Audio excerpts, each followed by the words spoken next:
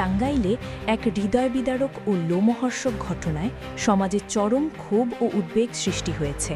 অভিযোগ উঠেছে, নিজের আপন নাতনিকে টানা ২ বছর ধরে ব্ল্যাকমেইল করে ধর্ষণ করেছেন তারই দাদা। ঘটনাটি প্রকাশ্যে আসার পর এলাকা জুড়ে তীব্র প্রতিক্রিয়া দেখা দিয়েছে। ভুক্তভোগী কিশোরী জানায়, নানা ভয়ভীতি ও হুমকির মাধ্যমে অভিযুক্ত দাদা দীর্ঘ সময় ধরে তাকে নির্যাতন করে আসছিলেন। আর কি রাত্রিবেলায় আমার সাথে আর কি বাজে কাজ করছে, করার পরে অনেক দিন চলার পরে আর কি ভিডিও করে রেখা দিছে।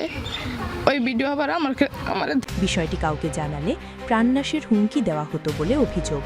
ভয়ে ও সামাজিক লজ্জার কারণে এতদিন সে মুখ খুলতে পারেনি। সম্প্রতি শারীরিক ও মানসিকভাবে ভেঙে পড়লে কিশোরী বিষয়টি পরিবারের একজন বিশ্বাসযোগ্য সদস্যকে জানায়। মেয়েটার যে জীবনটা নষ্ট করছে, এর আমরা একটা সুস্থ ও সূক্ষ্ম একটা বিচার দাবি করতেছি।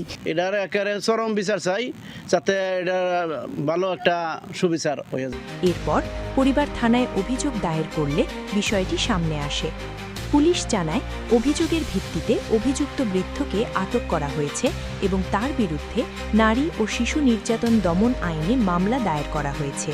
ভুক্তভোগীকে মেডিকেল পরীক্ষার জন্য হাসপাতালে পাঠানো হয়েছে এবং প্রয়োজনীয় মানসিক সহায়তাও দেওয়া হচ্ছে।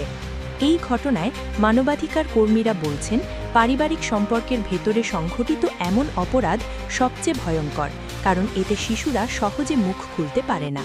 তারা দ্রুত বিচার ও দৃষ্টান্তমূলক শাস্তির দাবি জানিয়েছেন। এদিকে স্থানীয় প্রশাসন জানিয়েছে, তদন্তের স্বার্থে সব দিক গুরুত্বের সঙ্গে খতিয়ে দেখা হচ্ছে। দোষী প্রমাণিত হলে সর্বোচ্চ শাস্তি নিশ্চিত করা হবে। এই ঘটনাটি আবারও প্রমাণ করে, শিশু সুরক্ষায় সামাজিক সচেতনতা ও আইনের কঠোর প্রয়োগ কতটা জরুরি।